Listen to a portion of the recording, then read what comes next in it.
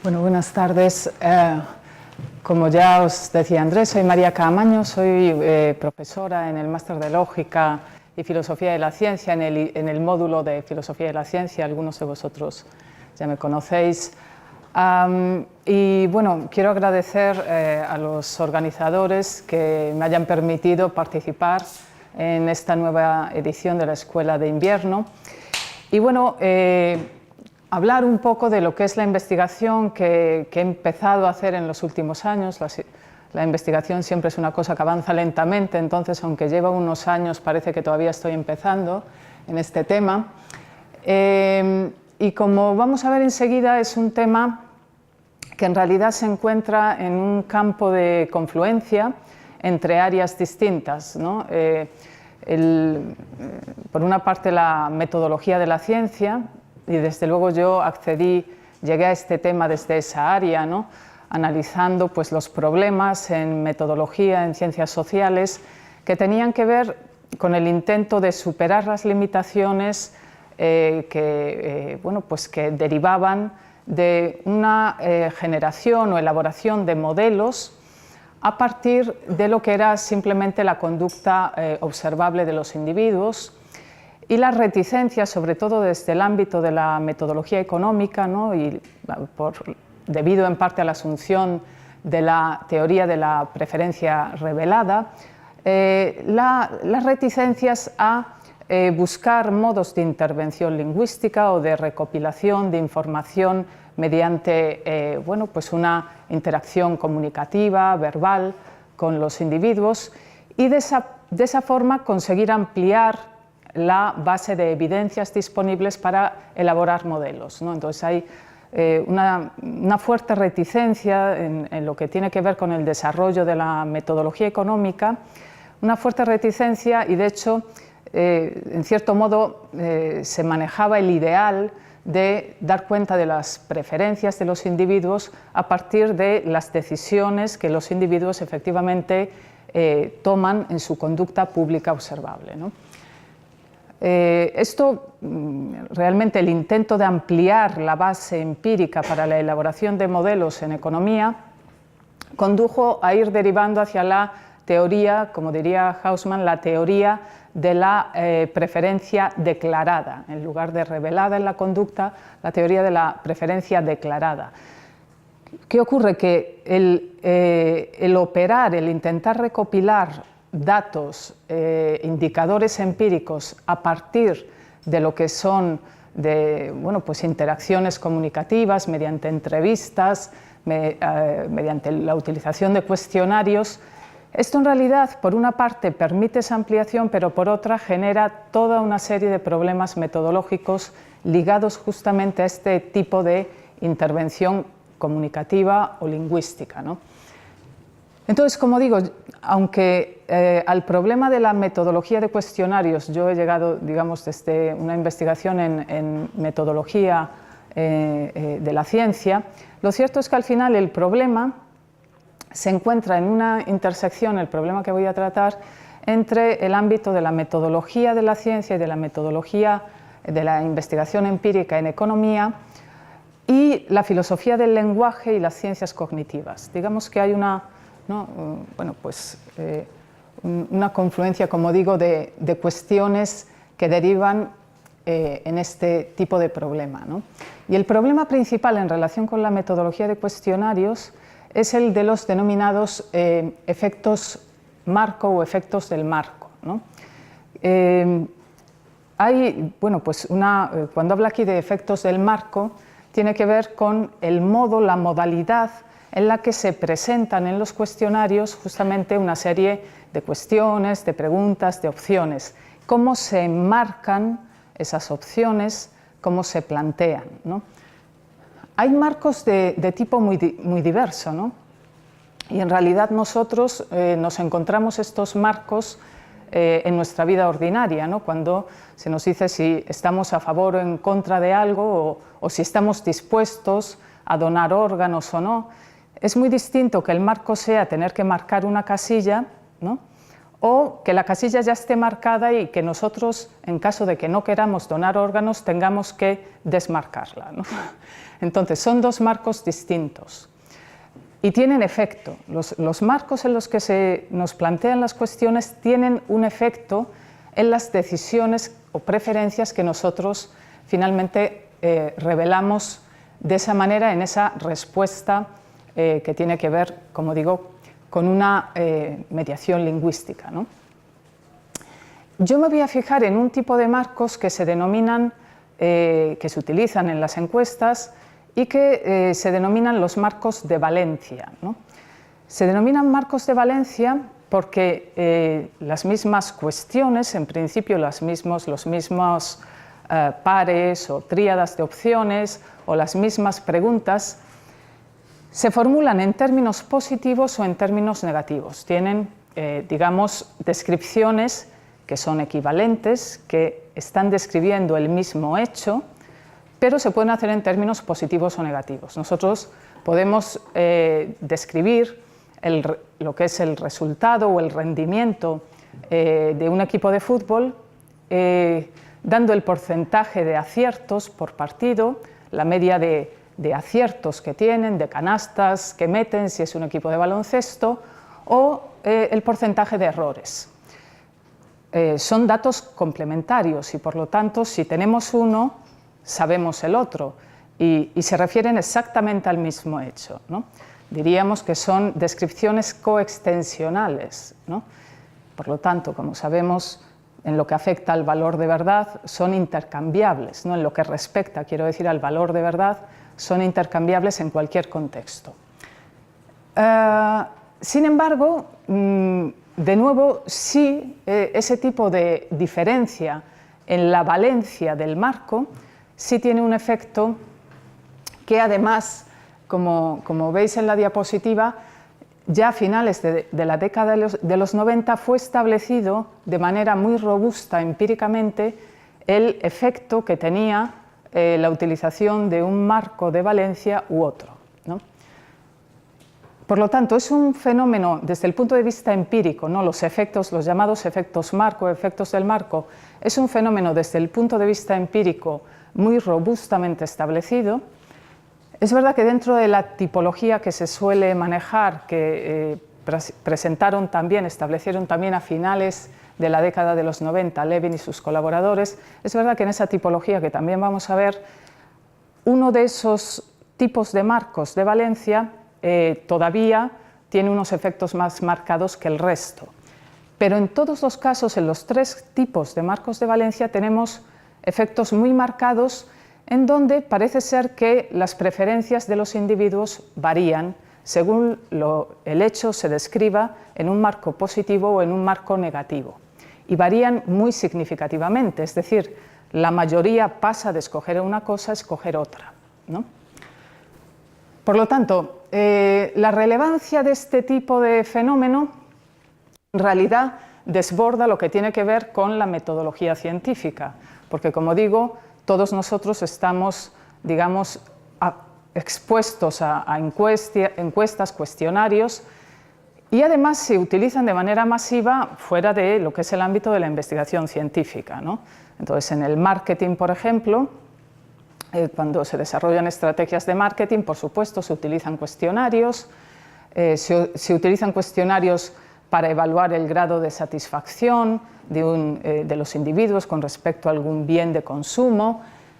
Y de nuevo, dependiendo de que, por supuesto, los estrategas, ¿no?, en el campo del marketing conocen perfectamente este tipo de efectos y procuran que jueguen a su favor cuando se trata de plasmar empíricamente lo que es la satisfacción, el grado de satisfacción de los usuarios con determinado producto, ¿no? O en las propias estrategias publicitarias, por supuesto, se utilizan marcos. Por lo tanto, en nuestra vida cotidiana, este fenómeno surge sistemáticamente también, recurrentemente, y además es utilizado de manera más o menos perversa o no, pero es utilizado también en distintos ámbitos del marketing y la publicidad.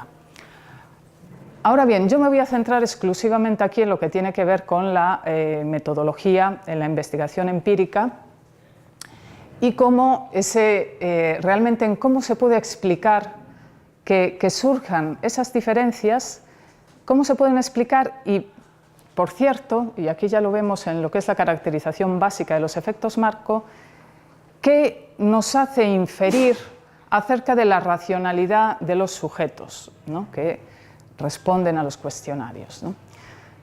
Es decir, acerca de la racionalidad de todos nosotros.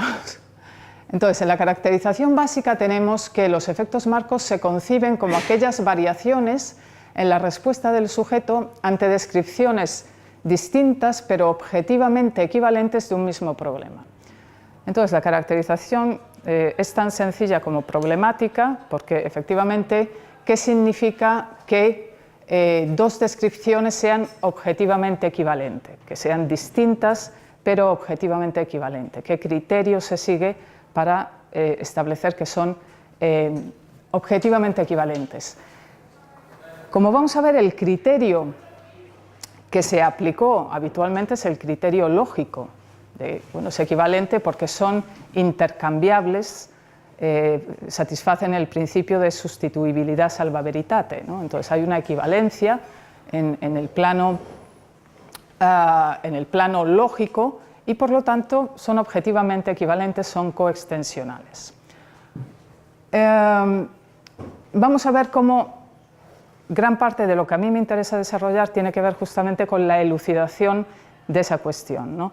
Hay distintos autores que ya han realizado contribuciones tratando de definir una noción de equivalencia y de coextensionalidad que sea sensible a lo que pueda ser información relevante para las decisiones que tomen los sujetos, ¿no?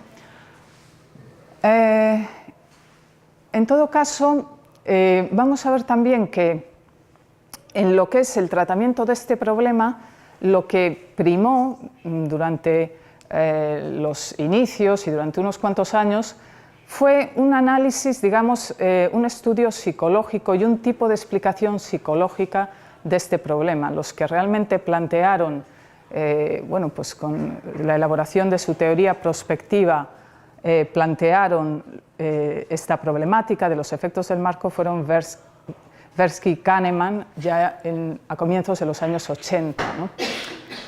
Y lo que ellos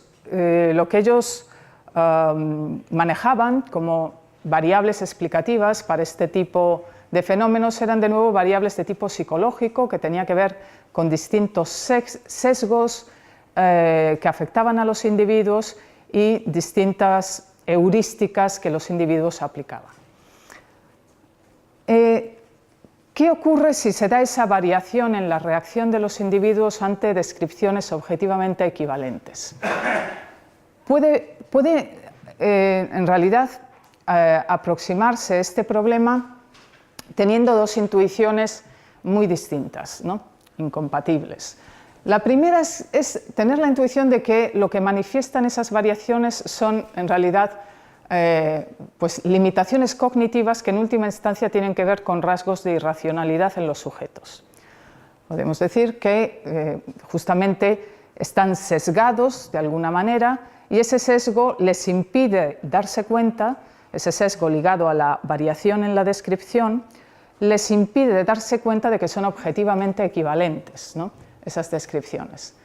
Por lo tanto, los individuos seríamos irracionales y esa variación sería fruto de nuestras limitaciones cognitivas, de nuestra racionalidad limitada, ¿no?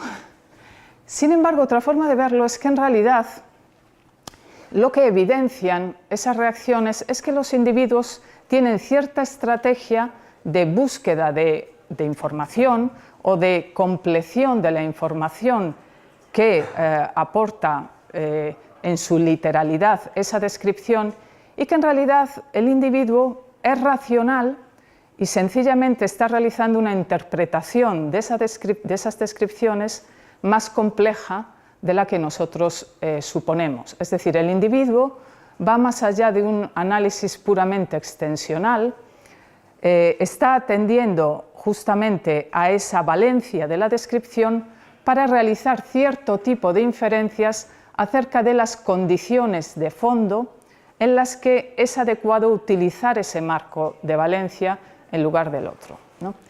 Por lo tanto, digamos que son intuiciones incompatibles, porque en un caso el individuo, digamos, que no es capaz de captar la información relevante que expresan esas descripciones, por lo tanto, digamos, el individuo es cognitivamente muy limitado, y en otro caso, en realidad, el individuo es cognitivamente más complejo y sofisticado, y lo que hace es manejar más información que la que explícitamente transmiten esas descripciones. Entonces, si eso es así, si están manejando información que transmite el marco, la valencia, y no simplemente una interpretación literal de la descripción, ¿qué tipo de información es esa? Tiene que ser una información de tipo implícito, pero ¿qué tipo de información puede ser? Y si esto es el caso, ¿es realmente relevante esa información para la toma de decisiones del individuo? Porque si sigue sin ser relevante, entonces la reacción sigue siendo una muestra de irracionalidad, por más sofisticado que sea el procesamiento informacional que realice ese individuo. Pero si sí es relevante esa información implícita, si la hay, si el individuo sistemáticamente la asocia, y si es relevante para la toma de sus decisiones o para la valoración de ciertos ítems, entonces tendríamos que el sujeto sí está siendo racional al variar su reacción ante lo que son descripciones extensionalmente equivalentes, ¿no? Entonces, la tipología de los efectos marco que se establece a finales de los 90 por parte de Levin y sus colaboradores diferencia entre tres tipos de marcos de valencia. El denominado marco de elección con riesgo, en donde un conjunto completo de opciones con diferentes niveles de riesgo se presentan en términos bien positivos, bien negativos, ¿no? Vamos a ver enseguida algún ejemplo. Este fue el marco que centró la atención inicialmente de Tversky y Kahneman, ¿no? Un segundo tipo de marco es el denominado marco del atributo. En este caso, un único atributo de un objeto o de un evento se describe positiva o negativamente. Y el tercer tipo de marco, llamado el marco del objetivo, que es en cierto modo el más alambicado en cuanto a lo que es la formulación, ¿no?, de las descripciones. En ese marco, las mismas consecuencias de la realización de una conducta se especifican en términos ya positivos, ya negativos, ¿no? Entonces, podemos ver algunos ejemplos en el trabajo de pionero de Tversky y Kahneman del 81. Lo que tenemos es the framing of decisions and the psychology of election. Lo que tenemos es el caso de la enfermedad asiática, ¿no?, que se ha venido en llamar así, este tipo, ¿no?, este tipo de caso. Entonces, A serían las descripciones utilizando un marco positivo, B las descripciones utilizando un marco negativo. Tendríamos que cada una de estas descripciones incluye dos pares de opciones con distinto nivel de riesgo, ¿no? Y que son independientes. Esto es lo que incluye, ¿no?, lo que se incluye cada descripción, ya sea en términos positivos o negativos. Entonces, si utilizamos el marco positivo, tendríamos que se le plantea al sujeto la pregunta de qué prefiere: un tercio seguro de vidas salvadas o un tercio de probabilidad de salvar todas las vidas y 2 tercios de probabilidad de no salvar ninguna vida. En el marco negativo, lo que se les pregunta es si prefieren 2 tercios seguros de vidas perdidas o un tercio de probabilidad de no perder ninguna vida y 2 tercios de probabilidad de perder todas las vidas.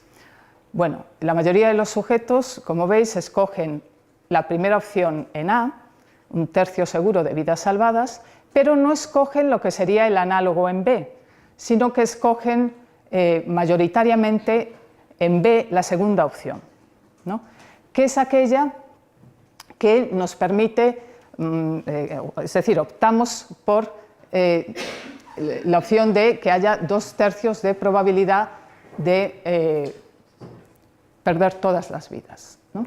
Es decir, asumimos más riesgos, estamos dispuestos a asumir un riesgo mayor en el caso del marco negativo, ¿no? Tenemos que en el caso del marco del atributo, lo que se ha observado, y como os decía, el marco del atributo es el que desde el punto de vista empírico presenta una mayor robustez, se presenta de forma más clara. Lo que tendríamos es que la carne, por ejemplo, la carne de ternera se valora como más rica cuando se describe como siendo un 75% magra en lugar de como un 25% grasa, ¿no? Y tenemos, en el caso del marco del objetivo, la mayoría de los sujetos son más proclives a realizar una autoexploración mamaria o usar recursos públicos o usar la tarjeta de crédito, cuando lo que se enfatizan son las posibles pérdidas derivadas de su no adopción en lugar de las posibles ganancias que resultan de adoptar esas conductas, ¿no? Por lo tanto, es más persuasivo para nosotros que nos digan lo que nos estamos perdiendo al no hacer algo, para que lo hagamos, que nos describan las excelencias que resultan de hacer eso efectivamente, ¿no? Entonces, como decía, la mayor parte de las variables explicativas que se han manejado han sido de carácter psicológico, ¿no?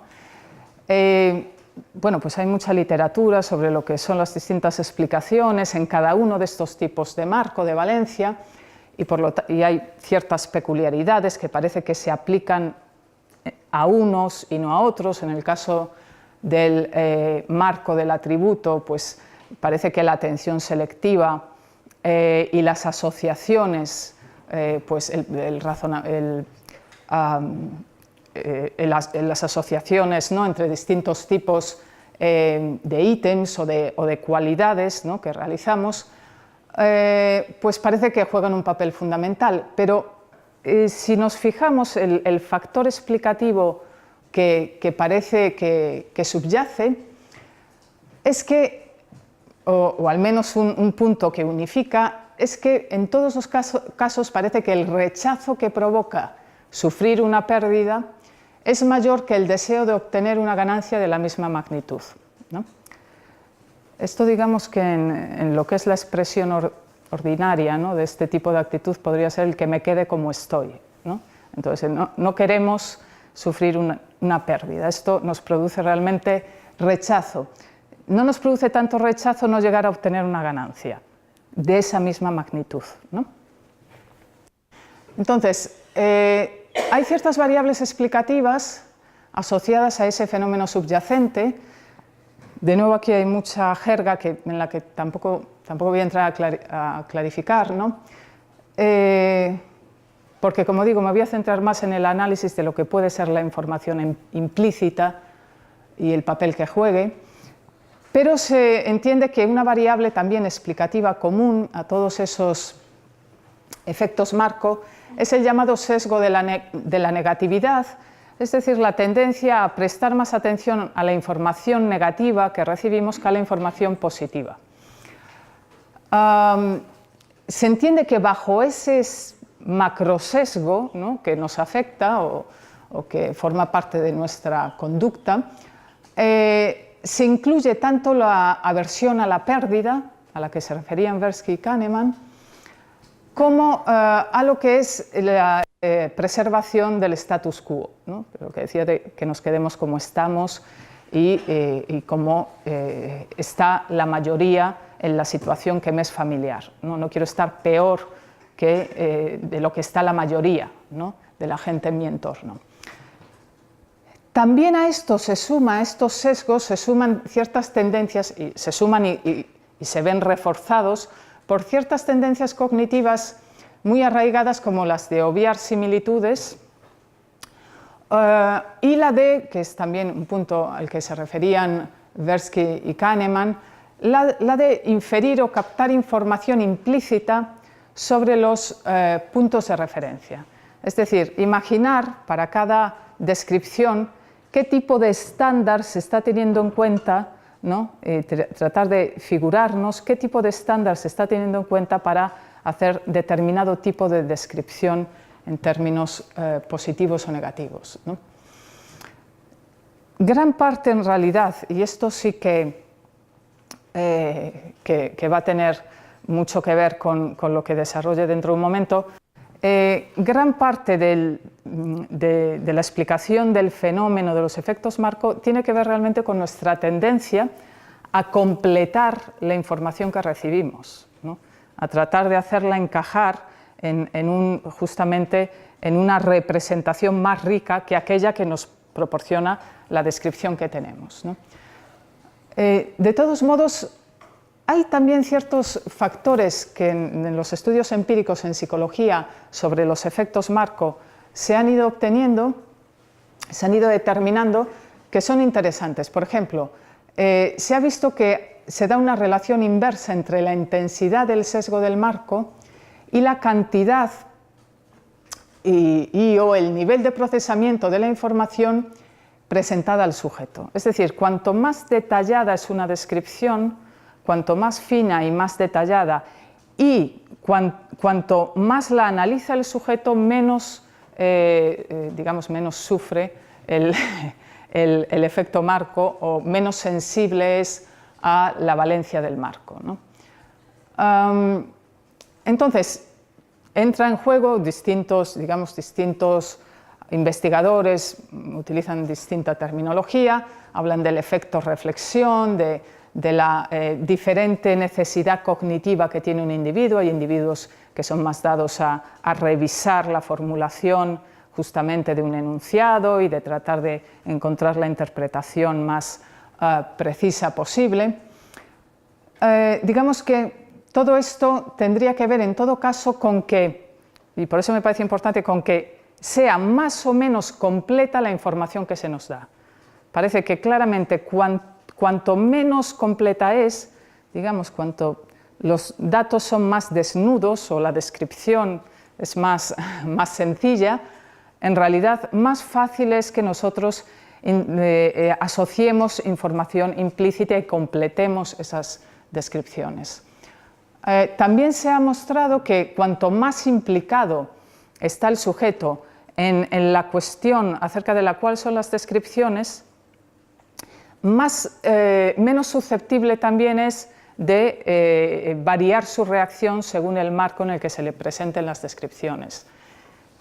Y esto se ha ligado justamente, una hipótesis que también parece plausible, es que cuanto más implicados estamos, más dispuestos estamos a procesar de la forma más rigurosa posible la información que recibimos, ¿no? Entonces, voy a lo que digamos son las cuestiones en las que yo me he centrado más, que tiene que ver con, más allá de estas cuestiones psicológicas y de sesgo, fijarnos justamente en el aspecto informacional y tratar de entender qué tipo de información realmente sería esa información implícita tan determinante en nuestras reacciones, ¿no? De nuevo, esto es abundar en lo anterior, se ha visto que si en lugar de utilizar expresiones de lenguaje natural como unos pocos o muchos, si se cuantifica, de nuevo los efectos marcos se mitigan, ¿no? De los pocos análisis que hay en realidad de la vertiente semántico-pragmática o más informacional de este problema, al menos de los pocos que yo he conseguido localizar, ¿no?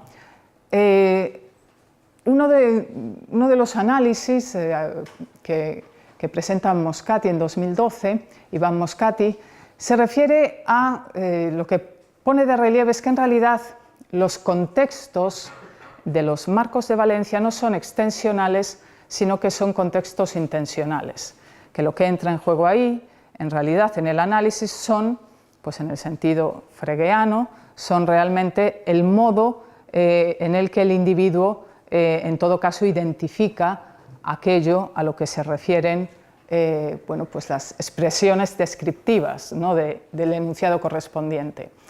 Y por lo tanto, más que la cuestión extensional, la equivalencia que tendría que darse para que no hubiese variación es una equivalencia intensional.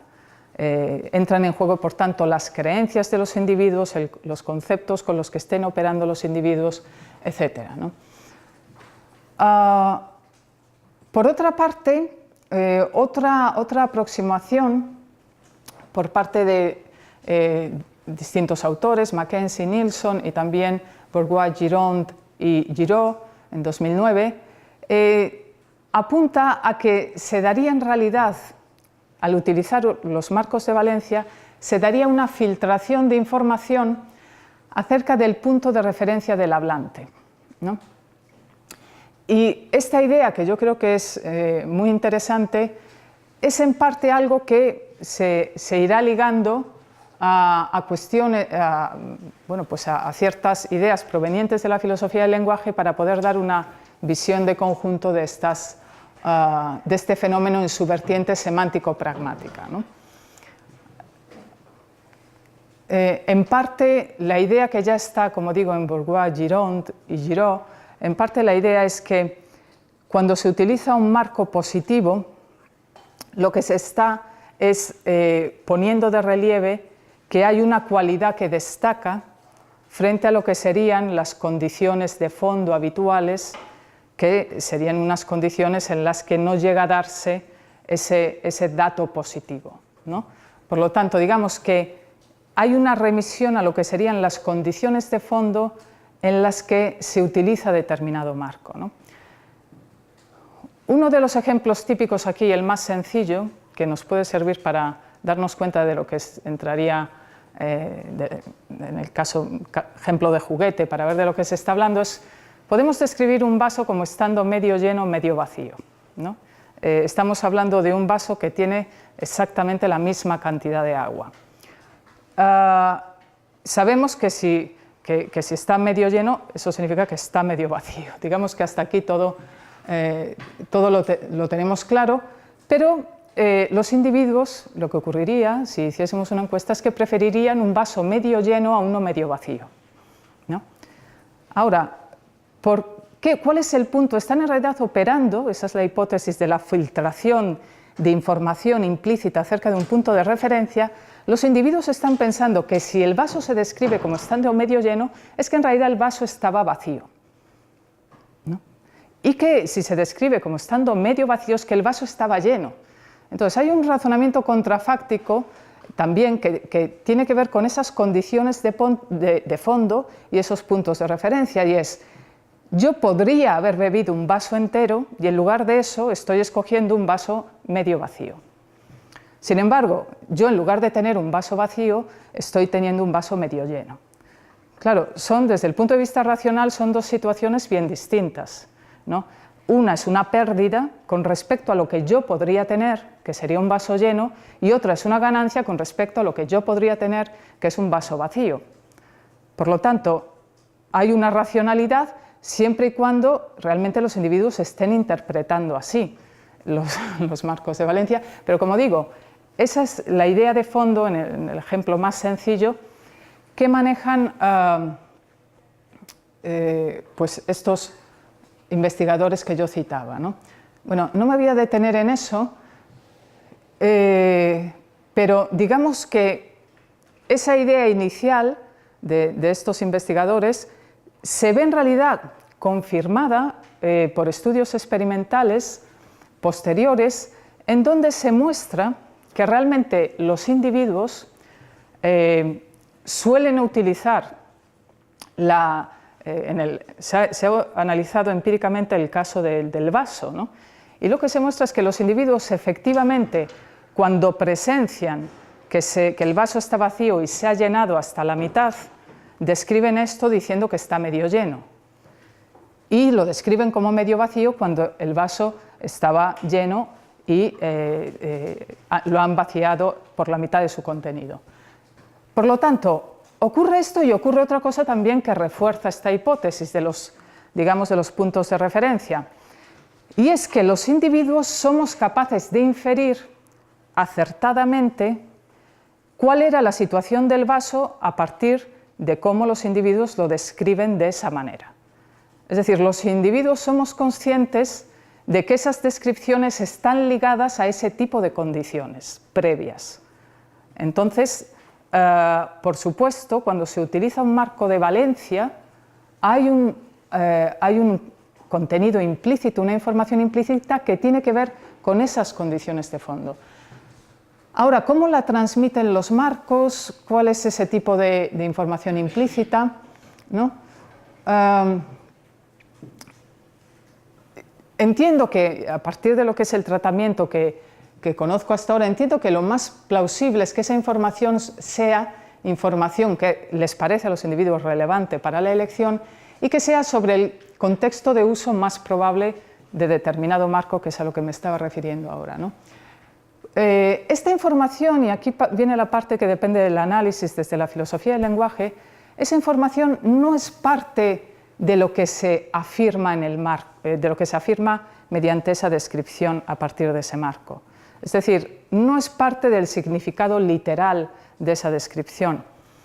El significado literal es que el vaso está por la mitad, digamos, no hay ninguna, no es parte del significado como estuviese antes el vaso, ¿no? Entonces, esta información, por lo tanto, no es parte de lo que se afirma en el marco, sino más bien parte de lo que se supone o se presupone con respecto al contexto en el que se utiliza esa fórmula a partir de ese marco, ¿no? Y además lo que ocurre es que justamente como este recurso a los marcos se da en el manejo de las encuestas, en la utilización de cuestionarios, realmente aquí, al contrario de lo que ocurre en todos los casos, en la mayoría de casos que tienen que ver con la pragmática del lenguaje, las implicaturas, todas estas nociones de pragmática del lenguaje, aquí no hay un contexto particular que sea revelador de cuál sea la situación en torno a aquello de lo que se nos habla. Cuando tenemos el cuestionario acerca del vaso o de la carne magra, realmente no estamos en un restaurante, ni estamos delante del vaso, ni de nadie que haya llenado o vaciado vasos. Por lo tanto, es un contexto en el que no hay variables, en el contexto particular no hay variables que nos permitan enriquecer nuestra interpretación de esa descripción. Y aquí sí entiendo que hay una característica muy interesante y muy digna de ser analizada desde la filosofía del lenguaje, y es que esa información implícita realmente tiene una sistematicidad muy marcada, con independencia del contexto particular en el que se esté utilizando. Es decir, tan pronto como identificamos un marco, digamos que nosotros damos por supuesto, hacemos una serie de presuposiciones. Aunque no haya hablante, aunque nos encontremos con preguntas escritas en un folio, y por lo tanto no es un contexto conversacional al uso, aunque no conozcamos quién haya formulado esas preguntas, aunque estemos metidos en un cuarto completamente vacío, sin claves para interpretar esa descripción, nosotros vamos a operar con esos supuestos de fondo. Por lo tanto, en ese hay digamos que hay una característica semántico-pragmática. Aquí, pues, yo desde luego no veo clara la frontera en este caso, pero hay una característica muy marcada y que es una característica independiente del contexto, al contrario de lo que suele ocurrir de nuevo con lo que son estos enriquecimientos en la interpretación del significado literal. Aquí no dependemos del contexto, no dependemos de nuestro conocimiento del hablante y sin embargo sistemáticamente operamos de esta manera, ¿no? Voy a intentar abreviar ya mucho y simplemente comentar lo que a mí me ha parecido más prometedor como modo de enfocar todo este problema, y es dentro de, y aquí también ha habido, las aportaciones provienen digamos, de campos de literatura que en cierto modo se ignoran mutuamente, ¿no? Desde la filosofía del lenguaje y desde lo que tiene que ver con la psicología empírica. Pero en todo caso, lo que tenemos es que, bueno, esto me refería, ¿no?, a estos datos empíricos acerca de esta capacidad que tenemos para hacer inferencias acertadas, ¿no?, sobre lo que se presupone cuando se utiliza un marco. Y una hipótesis que me parece muy interesante que desarrolla sobre todo Linda Moxie, es la idea de que el marco, lo que ella llama su posición de Presupposition Denial Hypothesis, y lo que entiende es que cuando se utiliza un marco de valencia determinado, positivo o negativo, en realidad ese marco inmediatamente desencadena una focalización en lo que ella denomina un conjunto complemento o complementario al conjunto de referencia, que a veces es un singleton, es la unidad de referencia que estamos describiendo, a la que aludimos en la descripción que hacemos, ¿no? Si el conjunto de referencia es el vaso medio lleno, el conjunto complementario de ese vaso medio lleno sería el vaso vacío, que sería eso que presuponemos que sería la situación antecedente, digamos, ¿no? Que justificaría utilizar ese marco positivo. Entonces, en ese caso, de nuevo, lo que tenemos es que se produce una focalización, una llamada, ¿no? a representarnos como la situación antecedente, una situación que en el caso de los otros ejemplos de la carne 75% magra, ¿cuál es entonces el conjunto complementario que el marco hace que destaque? El conjunto complementario es que la mayoría, damos por supuesto, que la mayoría de la carne de ese tipo en realidad tiene un porcentaje menor, ¿no? En lo que es su característica de ser magra. Lo que suponemos es que en el mercado lo que vamos a obtener está por debajo de ese porcentaje, ¿no? Y a la inversa, si estamos pensando de nuevo en lo que es el marco negativo. Por lo tanto, esta me parece una aproximación muy interesante. No me voy a detener ahora en lo que sería, bueno, pues el tipo de la posible aplicabilidad de nociones provenientes de la filosofía del lenguaje, ¿no? Que no tenemos tiempo para esto, pero sí, para terminar, simplemente lo que sí me gustaría bueno, pues, comentar es que lo que entiendo que sería una noción especialmente útil para entender el carácter de ese contenido implícito, de esa información implícita, entiendo que sería la noción de Grice de implicatura conversacional generalizada, pero en una versión, desde luego, un poco más, diríamos, refinada o completada con lo que sería la caracterización de los defaults, también desde la filosofía del lenguaje, ¿no? Como hace Katharina Jastrzolz. ¿Por qué? Porque, de nuevo, la idea es que por defecto, ¿no? Por defecto, nosotros, en cuanto de manera automática, sin realizar ninguna inferencia, ¿no? Sin realizar ninguna inferencia, de manera automática, nosotros vamos a hacer una serie de supuestos en cuanto identifiquemos, y aquí hay un aspecto también de localismo, ¿no? En cuanto identifiquemos la valencia del marco. No nos hace falta leer hasta el final el enunciado, ¿no? O la descripción. En cuanto identifiquemos que es un marco positivo, vamos a dar por supuesto que existe ese conjunto complementario que es, con respecto al cual se contrapone o destaca esa cualidad, ya sea positiva o negativa. Y por lo tanto, el problema de los efectos marco, y con esto termino, en cierto modo me parece que surge a partir de lo que serían, en cierto modo, las condiciones de la tormenta perfecta, ¿no? de malentendido entre encuestador y encuestado, que por una parte el encuestador opera con el supuesto idealizado, ¿no? propio de su metodología científica, de que estamos en un contexto neutro, ¿no? y que el individuo se va a atener a una interpretación literal de las descripciones que se le presentan, ¿no? y que por lo tanto va a reconocer que son equivalentes. Se va a mantener en esa, digamos, justamente en el supuesto de que hay que abstraer, ¿no?, de contextos posibles o que no son familiares esas descripciones.